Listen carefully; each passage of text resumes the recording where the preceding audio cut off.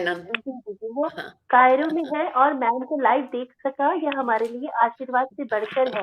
वाह, वाह! बहुत-बहुत हाँ, धन्यवाद आपका मुरलीधर जी। आप यहाँ पर हमारे साथ जुड़े, आपके ज़रिए हम भी आपकी मैम से जुड़ सके। खूबसूरत आप जो हाँ ठीक हाँ ठीक अरे जी, जी। और अब नमस्ते। हमारे साथ मधु पंत मैम जुड़ चुकी हैं। जी, नमस्कार। अच्छा, स्वागत है डॉक्टर मधु जी आपका। और सुषमा जी, जी, आपको बहुत-बहुत धन्यवाद आप हमारे साथ जुड़ी और आपकी इतनी खूबसूरत रचनाओं से हम लोग यहाँ पर हमें यहाँ पर आशीर्वाद मिला। आप हमारे साथ जुड़ी उसके लिए आपका बहुत-बहुत बहुत धन्यवाद सुषमा जी। और अब हमारे साथ जुड़ गई हैं डॉक्टर मधु पंत। आपका बहुत-बहुत स्वागत है हमारे मंच पर डॉक्टर। और आपके बारे में बता दूँ अपने दर्शकों को कि आप नैनीताल से जुड़ी हैं। हम आप नैनीताल से आपका जन्म हुआ है और आप साहित्य सृजन में पिछले 6 दशकों से जुड़ी हुई हैं। आप अच्छे से दिख पा रही हैं, आप अच्छे से दिख रही हैं मधु जी, कोई हाँ दिक्कत अच्छा, नहीं है, बिल्कुल दिख ठीक है, रही हैं, ठीक है, ठीक। एकदम साफ। और जितनी खूबसूरत आपकी आवाज है, आपके साथ मैंने जितनी मर्तबा फोन पर बात की, मैं आपकी आवाज की मुरीद हो गई मधु जी। और मैंने तभी कहा था कि आपसे बात करके मुझे कामिनी कौशल जी और तबस्सुम जी की याद आती है। और वो मैं यहाँ पर इसलिए उस बात को बोलूंगी क्योंकि हम सभी जानते हैं कि हम सभी का दिल एक बच्चा है। हम सभी के अंदर एक बच्चा है जो शायद इस दुनिया में लोगों की, बड़ों की इस दुनिया में आने से डरता है। और हम सभी उस छोटे से बच्चे को अपने भीतर हमेशा जिलाए रखना चाहते हैं, जिंदा रखना चाहते हैं। तो उन्हीं बच्चों की मासूमियत, उन्हीं बच्चों की मनोविज्ञान को लेकर, इन्हीं बच्चों के बारे में अपने तमाम कामों को लेकर हमारे साथ जुड़ी है डॉक्टर मधु पंत, जिन्होंने बहुत काम जिन्होंने बच्चों के लिए लिखने पर किया है। और उनको अपने इस मंच पर हम पाकर बहुत ज्यादा गौरवान्वित महसूस कर रहे हैं। आपका स्वागत है यहाँ पर मधु जी। और आपने शोध भी आपने बाल मनोविज्ञान पर ही किया है। आप जी, इतना आपको अंतर्राष्ट्रीय स्तर पर NHK जापान से जो पुरस्कार मिला है वो भी आपको बच्चों के लिए मिला है। आप सृजनात्मक, अभिनव और सार्थक साहित्य लेखन के लिए लगातार जुड़ी रहती हैं। बच्चों को लेकर के आप बहुत ही सृजनात्मक कार्य करने के लिए लगातार प्रेरित रहती हैं। आपको बहुत प्रेरणा मिलती है बच्चों के लिए लिखने के लिए। तो आज आपकी लगभग 15 पुस्तकें प्रकाशनाधीन है, जिनका प्रकाशन विभाग द्वारा प्रकाशित होने वाला बाल उपन्यास टुनिया खास रूप से उल्लेखनीय है। पिछले 1 वर्ष से आप बच्चों के लिए यूट्यूब के माध्यम से गुरुवार के दिन एक विशेष कार्यक्रम प्रेषित करती हैं। और अब तक आपने 80 से ज्यादा कार्यक्रम अपने यूट्यूब के जी, माध्यम जी, से बच्चों के लिए संप्रेषित कर दिए हैं। और जी, आपको भारत सरकार के साथ एक अनुबंध के अंतर्गत विज्ञान प्रसार की राष्ट्रीय चैनल द्वारा आपके जो कार्यक्रम है वो विज्ञान और प्रौद्योगिकी विभाग भारत सरकार के साथ जुड़कर आप लगातार ये कार्यक्रम प्रसारित कर रही हैं, है ना? जी, जी, जी, आपका बहुत धन्यवाद है डॉक्टर साहिबा। और आपकी रचनाएं हम सुनना चाहेंगे। जी, बहुत-बहुत आपका धन्यवाद सोनाली। मेरी आवाज़ स्पष्ट है? बहुत मेरी स्पष्ट है, आवाज़ ठीक है? एक बिल्कुल स्पष्ट है और उतनी ही सुमधुर है, वैसे ही शहद सी है, मिष्टी सी है। तो मैं शुरू कर रही हूँ आपको सबको नमन करके आज का कार्यक्रम। और मैं सबसे पहले सरस्वती माँ का नमन करती हूँ कि सरस्वती माँ जिन्होंने हमें लेखनी दी है, वाणी दी है, स्वर दिया है लिखने के लिए, हमारे पास अनुभूति दी है, उनका नमन करती हूँ। उसके बाद मैं अपनी माँ का नमन करती हूँ, जिनके सानिध्य से मुझे रुचि हुई, विषय में रुचि हुई, भाषा में रुचि हुई और जिन्होंने हमें इस प्रकार से पाला-पोसा कि हमारे अंदर की नवीनता, सृजनता और हमारे अंदर की मासूमियत और हमारा जो बच्चा है वो हमेशा ज़िंदा रहा। तो हमारा बचपन जो है वो हमेशा जागरूक और जीवित रहता है। इसी वजह से शायद मैं बच्चों के साथ जुड़ पाई हूँ। हालाँकि मैंने जब काम शुरू किया, तो मैं पहले बड़ों के लिए ही लिखती थी, मुझे लगता था बच्चों के लिए क्या लिखा जाए। तो मैं अपनी यात्रा में अगर शुरुआत की कुछ रचनाएँ शुरू करके फिर बच्चों के पास आती हूँ, तो उसमें मुझे लगता है शायद मैं अपनी अपनी साहित्य के साथ थोड़ा न्याय कर पाऊंगी। तो शुरू में जब मैं लिखती थी और मुझे लगता था कि बच्चों के लिए तो क्या लिखा जाए, दिमाग में नहीं आता था, सोचते थे बड़ों के लिए लिखना चाहिए। और वो शुरू के रचनाएं हैं, जब छायावादी स्वर गूंजते थे, तो मैं इस मंच का नमन करते हुए अपनी पहली कविता प्रस्तुत करती हूँ। इसके बोल है, मैंने अनजाने में अनगढ़ सपनों का क्यों संसार रचा। मैंने अनजाने में अनगढ़ सपनों का क्यों संसार रचा।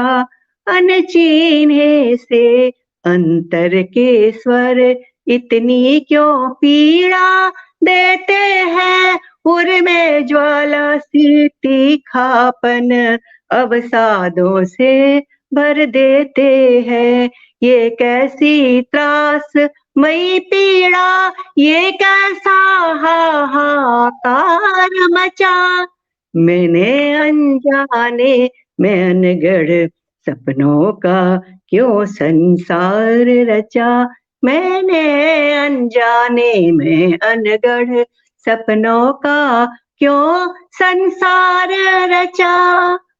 मैं वो मन का जो बिखर गई, मैं वो मन का जो बिखर गई, मैं वो पगडंडी जो पसर गई, मैं बिना नेह के वो बाती जो सिहर गई, जो सिहर गई। मैं दबी राख की चिंगारी, कुछ नहीं बचा, कुछ नहीं बचा। मैंने अनजाने में अनगढ़ सपनों का क्यों संसार रचा। तुम हो प्रशांत दृढ़ शैल दृश्य, मैं अथिर मना आकुल व्याकुल। तुम स्वप्न सुदर्शन सिंहासित, मैं चुकी हुई जलती तिल तिल। मैं होम हुई अभिलाषा हूँ, मैं होम हुई अभिलाषा हूँ। कैसे गाऊं निर्माण ऋचा, कैसे गाऊं निर्माण ऋचा। मैंने अनजाने में अनगढ़ सपनों का क्यों संसार रचा। मैंने अनजाने में अनगढ़ सपनों का क्यों संसार रचा। माफ कीजिएगा, गला नहीं चलता और आवाज अब नहीं निकलती, उम्र का तकाजा है। लेकिन मैं अगर अपनी साहित्य यात्रा शुरू करूं तो इस प्रकार की कविताओं के बाद जब थोड़ी सी मुझ में मेरे ख्याल से चेतना जागी और मैं जागरूक हुई और अपने आसपास के इर्द गिर्द के माहौल को देखा, तो जैसा आजकल सब महिलाएं लिख रही हैं नारी के उत्थान के बारे में, नारी की किस प्रकार से चेतना जागृत हो इसके बारे में, और उसके बाद पर्यावरण के बारे में। तो मैंने पर्यावरण और नारी को जोड़ते हुए एक पानी करके एक कविता लिखी, तो उसमें उसको प्रस्तुत करती हूँ। पानी, बर्फ से पिघलता पानी, भाप से द्रवणता पानी, हर पोर ठहरता पानी, आकार बदलता पानी, आकार ग्रहणता पानी, कितना सहृदय है पानी। शोकातुर हो जम जाता है तो तनिक सी ऊष्मा पा पिघल जाता है। आवेशित हो उबलता है तो तनिक सी शीतलता से गल जाता है पानी। हर हाल में ढल जाता है पानी। तनिक सी शीतलता से गल जाता है पानी, हर हाल में ढल जाता है पानी। मुझे हर नारी पानी का पर्याय लगती है, मुझे हर नारी पानी का पर्याय लगती है। हर हाल में ढल जाने को आतुर, हर पौर ठहर जाने को व्याकुल, हर माहौल में समा जाती है, अनजानों को अपना पाती है। और समय के प्रहारों से सर्द जम जाए तो कठिन से कठिन वार सह जाए, पर वक्त पड़ने पर चुपचाप नहीं रहती है। वह पात्र तक चटका देती है जिसमें स्वयं रहती है, वह पात्र तक चटका देती है जिसमें स्वयं रहती है। किंतु स्नेह की उष्मा पा कतरा कतरा गल सकती है, स्वयं को मलिन कर स्वयं को ही छल सकती है। सबका पानी दोष अपने आप में ले लेता है, पानी की एक गुण है, ये सब चीज घोल लेता है। तो सबका स्वयं को मलिन कर स्वयं को ही छल सकती है। क्रोध के आवेश में उबाल आ जाए तो दे सकती है ऊर्जा अथाह, जरा अवसर पा द्रवित होती है और परजीवी सी धरती भिगोती है। जरा अवसर पा द्रवित होती है, परजीवी सी धरती भिगोती है। मेरा प्रश्न नारी को दूषित करने वालों से है। मेरा प्रश्न नारी को दूषित करने वालों से है, न कि पानी को प्रदूषित करने वालों को है। मेरा प्रश्न नारी को दूषित करने वालों से है, न कि पानी को प्रदूषित करने वालों से है।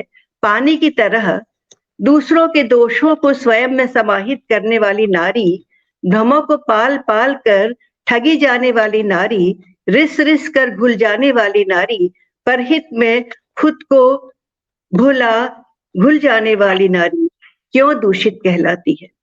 प्रदूषित पानी को स्वच्छ करने की चेष्टा की जाती है, पर दूषित नारी क्यों बहिष्कृत कर जाती है? दूषित नारी क्यों बहिष्कृत कर दी जाती है?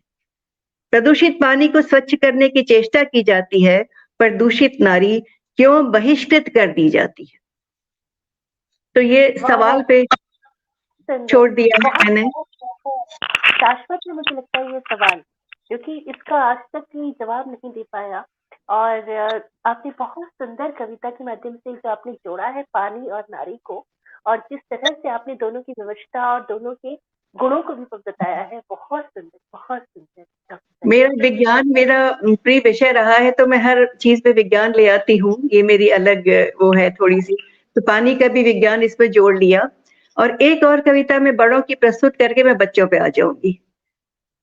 ये कविता है एक उपालंब सीता और द्रौपदी से। तो ये एक उपालंब है। सीता, क्यों रहा सारा जीवन तुम्हारा रीता? क्यों सीता, क्यों रहा जीवन तुम्हारा सारा ही रीता? क्योंकि तुमने अपना जीवन नहीं जिया, क्योंकि तुमने नारी का मार्ग प्रदर्शन नहीं किया। पर क्यों तुमने अपना हनन किया? तिल तिल बर्फ सी सर्द आत्मा का गलन किया। क्यों नहीं तुमने उसे अग्नि परीक्षा से इनकार किया, और फिर अग्नि परीक्षा के बाद क्यों उसी राम को स्वीकार किया? क्यों नहीं तुमने उस अग्नि परीक्षा से इनकार किया, और फिर अग्नि परीक्षा के बाद क्यों उस राम को स्वीकार किया? अगर तुम में भक्ति थी, मात्र भी कुछ शक्ति थी, तो क्यों नहीं उस अनल ने पिए हुए गरल ने, अंतस के हलाहल ने, शोक के दावा नल ने सब कुछ जलाकर खाक किया, उस राम को भी राख किया। प्रश्न केवल सत्य का है। सत्य किसका? प्रश्न केवल सत्य का है। सत्य किसका? तन का या मन का? शाश्वत का या भ्रम का? सीता उस नश्वर तन को तपाकर सोना किया भी तो क्या किया, सिर्फ मरने के लिए जीवन जिया। एक भी आवाज अगर तुमने उस दिन उठाई होती, एक भी आवाज उस दिन अगर तुमने उठाई होती, आज सीताएं जलाई न जाती, नारियां अबला कहाई फिर न जाती। मौन मदी के सिस्कार के बदले एक प्रतिकार होता। मौन मदी के सिस्कार के बदले एक प्रतिकार होता। पलट करके दंश देने का एक औदार्य होता। हुई तुम क्या सुखी बनकर यो सती, या कि तृप्ता बन सकी वो द्रौपदी? द्रौपदी जो रोज ही लुटती रही, द्रौपदी जो रोज ही घुटती रही, द्रौपदी जो रोज ही लुटती रही, द्रौपदी जो रोज ही घुटती रही। द्रौपदी तुमने ये क्यों किया? पांचों पांडवों का साथ साथ वरण किया।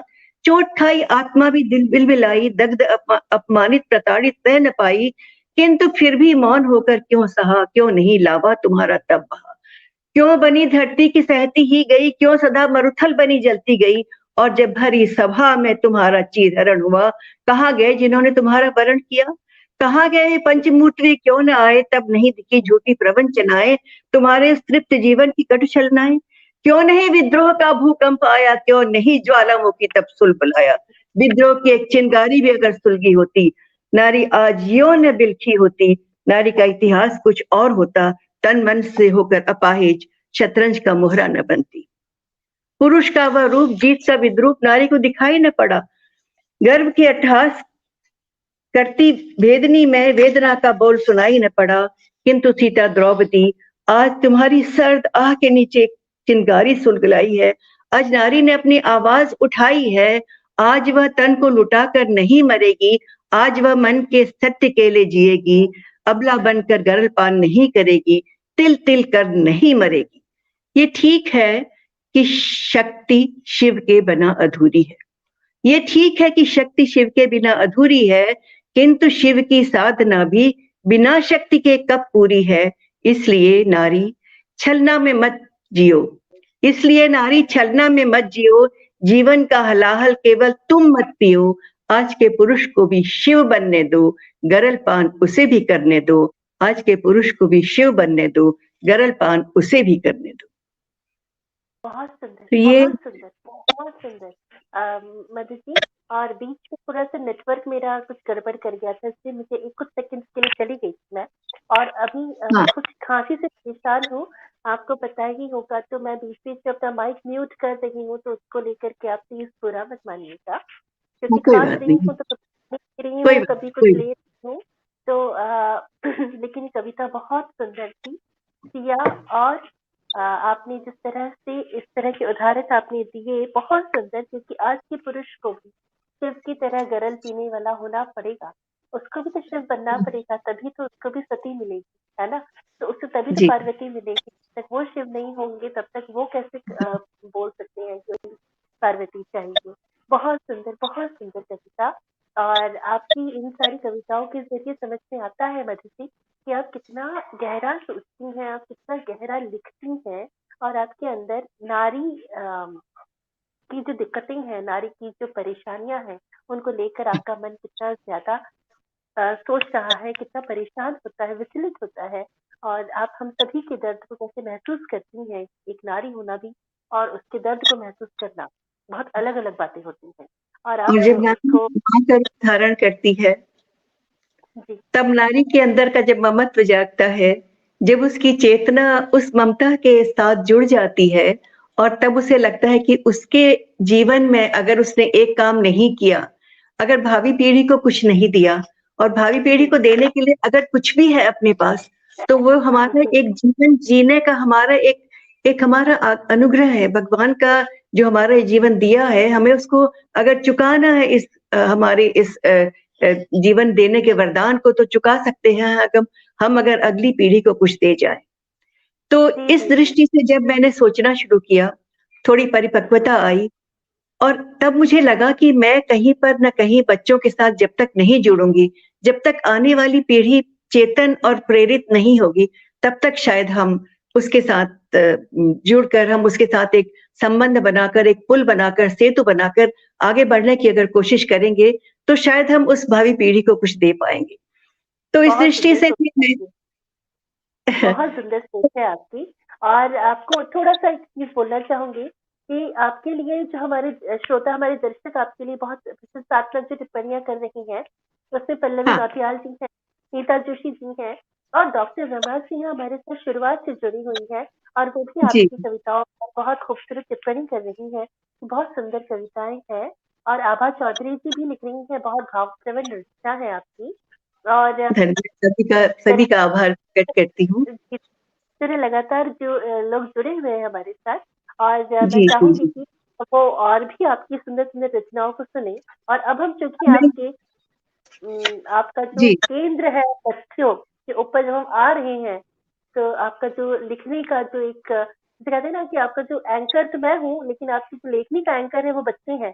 तो अगर हम उन तक पहुंच असल रहे में हैं मैं आज। बताती हूँ आपको, बच्चे इतना सुकून देते हैं, और मैं अपने लिखने के विषय बच्चों से चुनती हूँ। मतलब मैं बच्चों के साथ जब जुड़ती हूँ और मैं बच्चों से कहती हूँ कि आपको मैं जो अब संदर्भ सुनाने जाऊंगी वो मेरे अभी भी रोंगटे खड़े करता है। और चाहे वो कहानी लिखने के संदर्भ हो, चाहे कविता लिखने के संदर्भ हो, जब मैं बच्चों की सभा में बच्चों के साथ रूबरू होती हूँ, और उस समय बच्चों से पूछती हूँ कि चलो आज हम लोग कुछ नया सोचें, आप कुछ हमें कुछ ऐसी चीज सोचो जो मेरे लिए एक चुनौती बन जाए, और मैं आपके लिए कुछ नया लिखने की एक एक प्रेरणा पा सकूं। तो बच्चे शुरू शुरू में जो है ऊटपटांग शब्द विषय बताएंगे जो आम विषय है। तब मैं उनसे कहती हूँ कि देखो, आम विषय नहीं, खास की बात करनी है। आम तो सब करते हैं, लेकिन खास विषय पर जिस पर आज तक किसी ने कुछ नहीं लिखा हो, चाहे वो कितना ही ऊटपटांग क्यों न हो। तो सही एक बात। दिन एक बच्ची ने मुझसे कहा, 10-12 साल की बच्ची थी, कहने लगी कि मैंने एक विषय सोचा कि गाय अंडे देने लगेगी। तो सब लोग मुझसे, तो मुझसे कहा लेकिन इस पे कविता कहानी कुछ तो नहीं बन सकेगी। मैंने कहा अच्छा, चलिए हम इसे बनाकर देखते हैं। और हमने फिर जो कविता जो बनी वो इस प्रकार थी कि अगर गाय जो दे दे अंडे, अगर गाय जो दे दे अंडे फिर क्या होगा भाई, मुर्गी क्या फिर बछड़े देगी, बात समझ ना आई। क्या मुर्गा बात है। सोता रह जाएगा, मुर्गा सोता रह जाएगा अपनी चादर तान, और बैल सुबह क्या कुकड़ुक की उठकर देगा बांग। मुर्गा सोता रह जाएगा अपनी चादर तान, बैल सुबह क्या कुकड़ुक की उठकर देगा बांग। अंडों की भरमार लगेगी कमी दूध की आई, और अंडे तो बेभाव मिलेंगे किंतु न दूध मलाई। और बिल्ली भूखी रह जाएगी, बिल्ली भूखी रह जाएगी फिर चूहों की शामत। जी, अच्छा होगा गाय न बदले अपनी असली आदत, अच्छा होगा गाय न बदले अपनी असली आदत। बहुत तो सुंदर, बहुत सुंदर। तो मैं अनर्थ से अर्थ लेकिन निकालने की कोशिश करती हूँ, और बच्चों की लेकिन सोच को। मधु जी, आपको डॉक्टर हरीश कंवल जी प्रणाम भेज रही हैं, और आपकी निष्ठा देखिए, हेतु आपको प्रणाम। हरीश मैं सर, भी आपका भी स्वागत है जी। मैं करबद्ध होकर उनसे उनका आभार प्रकट करती हूँ और उनको नमन करती हूँ। अ, और अगर इजाजत दें तो अपनी एक और बहुत मतलब जो मेरी खास कविता है जो बच्चों के साथ ही जुड़ी है वो मैं प्रस्तुत करूं। मेरे बिल्कुल, पास कितना समय है ये मुझे अगर मालूम पड़े तो। अभी है आपके पास में 7-8 मिनट है आपके पास। 7-8 मिनट केवल। अच्छा, तो मैं एक कविता है जिसमें एक बच्ची ने कहा, जैसे मैं विषय बच्चों से पूछती, एक बच्ची ने मुझे विषय बताया। बच्चियां ज्यादा विषय बताती हैं। सुई की शादी करानी है उसको। तो विषय अपने आप में इतना अनूठा है कि मजा आ गया सुनकर। और फिर सुई की शादी कैसे हुई। सुई का जब शादी होनी तो परिवार बनना है। तो चाकू और कैंची उसका परिवार बन गए। चाकू पिता है, कैंची माँ है। सुई बोली चाकू से करवा दो मेरी शादी। सुई बोली चाकू से करवा दो मेरी शादी, निपट अकेली रही आज तक हुई सूख कर आधी। क्या बात है। बिजली की नायिका की तरह सूख कर आधी हो गई है। निपट अकेली रही आज तक हुई सूख कर आधी, और चाकू कैंची चले ढूंढने सुई का वर दूल्हा। ऐसा घर मिल जाए सुई कभी न फूके चूल्हा। ऐसा क्या घर बात मिल जाए सुई कभी न फूके चूल्हा। और चाकू कांटा लेकर आया। चाकू कांटा लेकर आया, कैंची लाई कपड़ा, और कांटे कपड़े के चक्कर में शुरू हो गया झगड़ा। चाकू बोला चुप कर कैंची। चाकू बोला है। चुप कर कैंची, कांटा चुस्त छबीला। कांटा चुस्त छबीला, तेरा कपड़ा नहीं चलेगा ढुलमुल ढीला ढीला। तेरा कपड़ा क्या नहीं चलेगा ढुलमुल ढीला ढीला। कैंची चली कतरनी सी तब चाकू पर झल्लाई। नहीं चलेगी आज तुम्हारी चीखी फिर चिल्लाई। नहीं चलेगी आज तुम्हारी चीखी पर चिल्लाई। इतने में सुई आ गई। सुई बोली मत झगड़ो तुम। सुई बोली मत झगड़ो तुम, मुझको भाया धागा। धागे ने भी आगे आकर हाथ सुई का मांगा। धागे ने भी आगे आकर हाथ सुई का मांगा। अद्भुत है, अद्भुत है। मतलब सच में एक सुई और धागे के साथ कितना खूबसूरत एक रचना आपने प्रस्तुत की हम सभी के सामने। और क्या कल्पना है सच में। इन बच्चों की जिंदगी में अगर हमको वाकई अपनी जगह बनानी है तो इनके जैसे सोचना होगा, और इनके जैसे ही हर उसी उनकी उसी स्तर कल्पना से को पर उतरना देनी पड़ेगा। होगी। जी जी जी। जी, और अब मैं लेकिन एक। हाँ। स्तर पर आई, लेकिन आपने उनके स्तर को कितना ऊंचा कर दिया ये आपने देखा। आपने उनकी कल्पनाओं को ऐसे पंख दिए, ऐसी उड़ान दी कि वो जी, बच्चे वो उस बात। कल्पना। बच्चे मुझसे जब सवाल करते हैं, ऊटपटांग सवाल की बात होती। एक बच्चे ने कहा, मैंने कहा ऊटपटांग सवाल पूछो।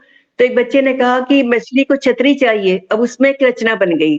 किसी ने कहा कि चुंबक को शादी करनी है, उसमें एक रचना बन गई। किसी ने कहा कि उल्लू को काला चश्मा चाहिए, धूप का वो दिन भर सोता है, उसे रात को सोने के लिए काला चश्मा चाहिए। तो इस पे कहानी बन गई। सांप को जूते चाहिए, उस पे कहानी। तो इस प्रकार के ऊटपटांग जब विषय आते हैं तो उन्हीं पे कहानी बनती है, उन्हीं पे कविता बनती है। तो मैं तो आपकी विषय को सुन के सोच रही हूँ कि वाकई मतलब ये भी हो सकता है, इससे भी कहानियां बन सकती है। वाकई मजा आता होगा बहुत, और पढ़ने में तो कितना ही आता होगा इस सबको। और आज तो भी मैं सुनने में उतना एक और कविता, एक छोटा सा कविता और प्रस्तुत करती हूँ। थोड़ा सा विज्ञान है, थोड़ी सी सूझबूझ है, थोड़ी अक्ल है। इसका शीर्षक है मच्छर का चक्कर। मच्छर घुसा मसहरी में जब, मन ही मन वह हर्षाया। मच्छर घुसा मसहरी में जब, मन ही मन वह हर्षाया। खून चूसने में कन्या का उसको बड़ा मजा आया, खून चूसने में कन्या को उसको बड़ा मजा आया। चतुर सयानी कन्या ने जब देखा छेद मसहरी का, एक और कर दिया छेद झट, खुला भाग मच्छर जी का। देख, चतुर सयानी कन्या ने जब देखा छेद मसहरी का, एक और कर दिया छेद, झट खुला भाग मच्छर जी का। फिर दोनों छेदों से डाली, मच्छर जी ने सोचा अब तो हम अपने परिवार को लेके आ जाएं, सबको लेके आने लगे। लेकिन क्या किया चतुर कन्या ने, दोनों छेदों से डाली नली घुमाकर गोलम गोल। फिर दोनों छेदों से डाली नली घुमाकर गोलम गोल। अब मच्छर भीतर जाने का भूल गया सारा भूगोल। अब मच्छर भीतर जाने का भूल गया सारा भूगोल। घुसकर मच्छर जो ही भीतर जाता, वापस बाहर आता था। घुस मच्छर जो भीतर जाता, वापस बाहर आता था। अंदर बाहर के चक्कर से हरदम मुंह की खाता था। अंदर बाहर के चक्कर से हरदम मुंह की खाता था। तो ये मच्छर को आपने घर चक्कर बना दिया और क्या खूब लिखा है आपने। मजा आ गया पढ़कर, सुनकर। और मतलब बहुत अच्छा लगता है आपको सुनकर यहाँ पर। और मतलब जो एक हम सभी के अंदर का जो बच्चा है ना, वो जाग गया। और इतना उसको इतना आनंद आ रहा है आपकी बातें सुनकर, आपकी कविताएं सुनकर, कि सच में हम लोग नहीं चाहते कि भूमिका जैन आगरा भूमि ही लिख रही है। अद्भुत कल्पनाएं हैं आपकी, बहुत खूबसूरत कल्पनाएं हैं आपकी। और मैजिक मैन जी का कमेंट अपने लिए मैं नहीं पढ़ूंगी। वो और और इसके अलावा वो कुछ नहीं है। डॉक्टर साहिबा वो प्रशंसा कर रहे थे संचालन की, तो मैं उनके साथ में ऐसे कह रही थी कि वो मैं नहीं पढ़ूंगी, मेरे संचालन की प्रशंसा क्यों करूं मैं। तो डॉक्टर रमा सिंह लिख रही है, आपकी कल्पना शक्ति अद्भुत है और वाकई अद्भुत है। और हरीश नवल जी लिख रहे हैं, बाल भवन के दिन याद हो आए आपकी सारी कविताएं सुनकर जी। जी जी जी। और हरीश तो साहब लोगों की पिता तुल्य है, वो हमारे ऐसे संरक्षक है जो हमें हर जी हर हर हर हर पल हर कदम पर पूरी पूरी तरह से हमें मार्गदर्शन अपना देते हैं, अपना वक्त देते हैं, हम लोगों को जी जी इतना आगे बढ़ने की प्रेरणा देते हैं। उनका साथ पाकर जी हम लोग सच में बहुत अपने आप को बहुत ज्यादा खुशकिस्मत पाते हैं और इसीलिए आगे बढ़ पा रहे हैं। तो उनका बिल्कुल, सानिध्य और आपने उनकी बहुत सही और मार्गदर्शन में उनके है आप। जरिए आपसे मिलना, उनके जरिए आपको आपसे मिलना भी हमारी बहुत खुशकिस्मती है आज।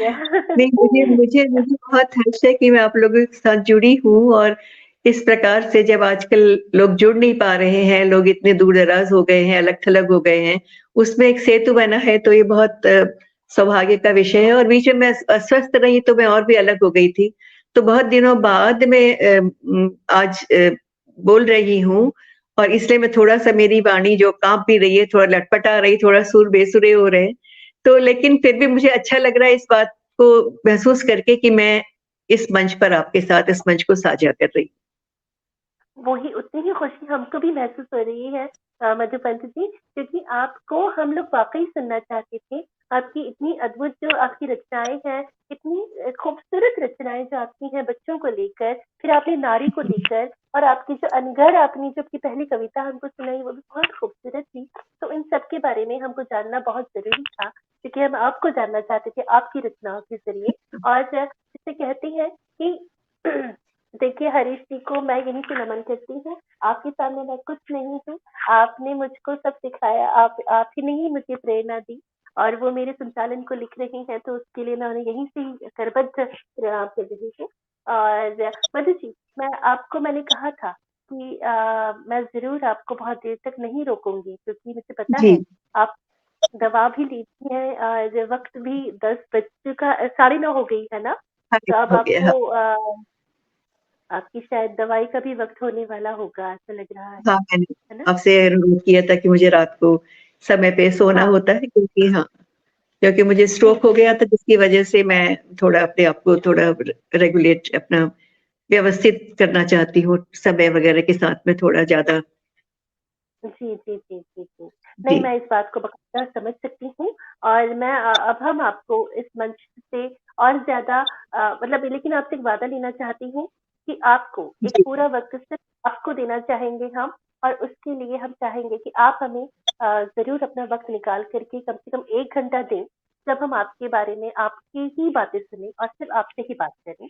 तो उस चीज का वादा मैं लेकर उसमें के मुझे बिल्कुल बिल्कुल मुझे दिक्कत है ही नहीं क्योंकि जब मैं किसी से भी जुड़ती हूँ या रूबरू होती हूँ या बात करती हूँ, तो जो मेरा अंदर का जो मन है ना मतलब जो मन के अंदर की सारी परतें जब खुलने लगती हैं, उसके बाद जो एक दिव्य आनंद की अनुभूति होती है, इतना खूबसूरत सब लगता है और खास तौर पे अगर बच्चों की बातें करना शुरू करूँगी तो मैं तो ख़ैर हर 20 मिनट की एक प्रोग्राम हर 20-25 मिनट के बीच का हर 1 हफ्ते में करती ही करती हूँ। उसमें कहानियाँ, कविताएँ सब कुछ होती हैं।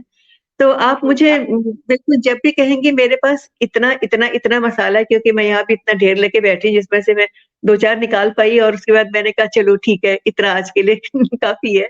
तो मतलब ये जो आपका अब जो ज़ख़ीरा है, जो खज़ाना वहाँ पे पड़ा हुआ है, उसमें से आज हमको सिर्फ 2-4 मोती ही आज हम लोग अपने लिए ले पाए। तो वहाँ पर जितने सारे कोहिनूर हैं, वहाँ पर जितनी अनमोल नगीने हमारे लिए पड़े हैं, उनको तो हम ज़रूर किसी न किसी दिन उनके ऊपर हाथ आज़माना चाहेंगे, हम उन्हें हथियाना चाहेंगे।